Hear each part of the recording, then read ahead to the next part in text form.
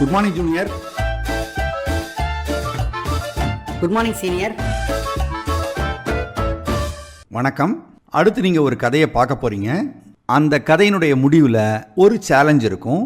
அந்த சேலஞ்சை சக்ஸஸ்ஃபுல்லாக பண்ணுங்க. Tenali Brilliance. விஜயநகர பேரரசில் அரசர் கவலையுடன் நடந்து கொண்டிருந்தார். மன்னரே, ஏன் கவலையோடு இருக்கீங்க? உங்களுக்கு தெரியாதா மந்திரி, எல்லையில் போர் நடந்து கொண்டிருக்கிறது. தகவல் இன்னும் வரவில்லை. அதுதான் கவலையாக இருக்கிறது. வந்துவிடும் மன்னா, கவலைப்படாதீர்கள். நமது படை வெற்றி பெற்றே தீரும். அப்படித்தான் நானும் நினைக்கிறேன்.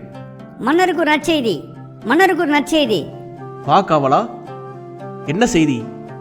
நாம் வெற்றி பெற்று விட்டோம் மன்னா. ஆ, மகிழ்ச்சி மகிழ்ச்சி. மகிழ்ச்சியான செய்தி சொன்னாய். 100 பவுனை உமக்கு பரிசாக தருகிறேன். அதே நேரம் பிஜப்பூர் அரண்மனை. காவலாளியே, என்ன செய்தி? ஏன் இவ்வளவு வேகமா ஓடி வர? தப்பிச்சிட்டேன் மன்னா, தப்பிச்சிட்டேன். தப்பிச்சிட்டியா? இல்ல மன்னா, நானும் என்னுடைய நண்பர்களும் தப்பிச்சிட்டோம். தப்பிச்சிட்டியா? என்ன பிதத்துகிறாய்? விஜயநகர வீரர்கள் துரத்தி வரார்கள் மன்னா. நான் வேகமா ஓடி வந்து உள்ள வந்துட்டேன். எப்பா உள்ள வரும்போது கதவை சாத்திட்டு வந்தியா? ஆமாங்க, அதெல்லாம் கரெக்டா கதவை சாத்திட்டு வந்துட்டேன். முட்டாள்களே, இந்த தடவையும் தோத்துட்டோமா? ஆமா மன்னா, ஓட்டப்பயிற்சி நல்லா எடுத்திருந்தோம். அதனால அதிக சேதாரம் இல்ல, வேகமாவே ஓடி வந்துட்டோம். உங்களெல்லாம் வீரர்களா வச்சிருந்தா எப்படிடா ஜெயிக்க முடியும்? பருபாவீங்களா? மந்திரியே, இந்த காவலாயை சிறையில் அறையுங்கள். விஜயநகர பேரரசை நான் அழித்தே தீர வேண்டும். நாட்டை அழிப்பதை விட அந்த மன்னரை அழித்து விட வேண்டும். எப்படி? அவர் பாதுகாப்புடன் இருப்பார். ஆமாம் மன்னா, ஆனால் யானை காதில் எறும்பு நுழைவதைப் போல நாம் அந்த அரண்மனைக்குள் ஊடுருவ வேண்டும். சரியான யோசனைதான். என்ன செய்யலான்னு சொல்லுங்க. அரசருக்கு தமிழ் மேல் ஆர்வம் ஜாஸ்தி. தமிழ் புலவர்கள்னா அவரோடே தங்க வச்சுப்பாரு. நாம் ஒரு ஒற்றனை அனுப்புவோம். அவன் இரவு அரசருடன் தங்கியிருந்து அவரை கொன்று விடுவான். தமிழ் தெரிஞ்ச ஒற்றனுக்கு நாம் எங்க போவது? என்னிடம் ஒருவன் இருக்கிறான் மன்னா. அவன் வடநாட்டை சேர்ந்தவன், ஆனால் தமிழ் நன்கு அறிந்தவன். தமிழில் நல்ல கவிதைகளும் எழுதுவான். மாட்டிக்கொள்ள மாட்டானே? மாட்டிக்கொள்ள மாட்டான் மன்னா. இது ரொம்ப ரகசியமான திட்டம். சரி, செயல்படுத்துங்கள். விஜயநகரம். அரசர் ஒரு பூங்காவில் அமர்ந்திருந்தார். மன்னருக்கு வெற்றி உண்டாகட்டும். யார் நீர்? எங்கிருந்து வந்திருக்கிறீர்கள்? நான் ஒரு புலவன், தமிழ் புலவன். உங்களிடம் கவிதைகளை சொல்ல வந்திருக்கிறேன். அப்படியா? கவிதைகள் ஏதேனும் எழுதியது உண்டா? ஆம் அரசே, இதோ பாருங்கள்.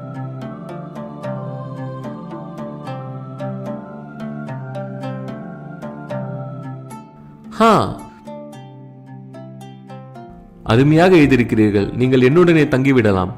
நன்றி மன்னவரே. மன்னரே, சொல்லுங்கள் தெனாலிராமரே.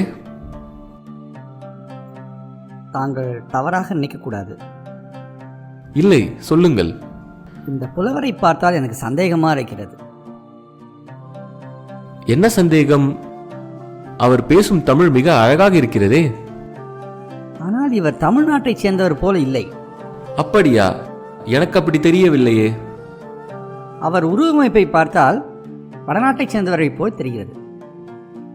தென்னாலிராமா, உனக்கு ஏதாவது ஆகிவிட்டதா? இல்லை மன்னரே, என் சந்தேகத்தை சொன்னேன். எனக்கு அப்படி தெரியவில்லை. அவரை அரண்மனையிலாவது தங்க விடாமல் இருக்கலாம். தென்னாலிராமா, நான் அவருக்கு வாக்கு கொடுத்து விட்டேன். நீங்கள் போகலாம். இந்த புலவன் மீது சந்தேகமா இருக்கிறது.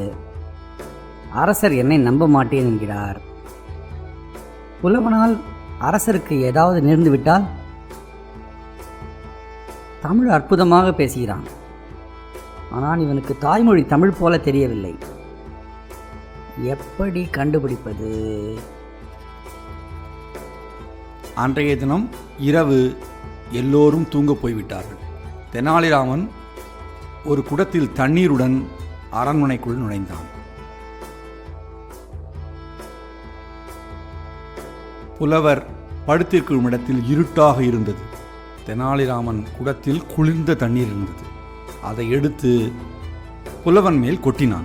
"क्या बात नगे?" உடனே எல்லா விளக்குகளும் எரிந்தன.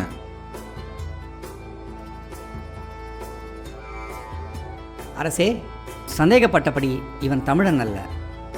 அதனால்தான் இரவு நேரத்தில் அவனால் வேறு பாஷையில் கத்த முடிகிறது. இவனை விசாரிக்க வேண்டும். யாரங்கே? இவனை கைது செய்யுங்கள். தென்னாலிராமா, உனது புத்திசாலித்தனத்தை நான் பாராட்டுகிறேன்.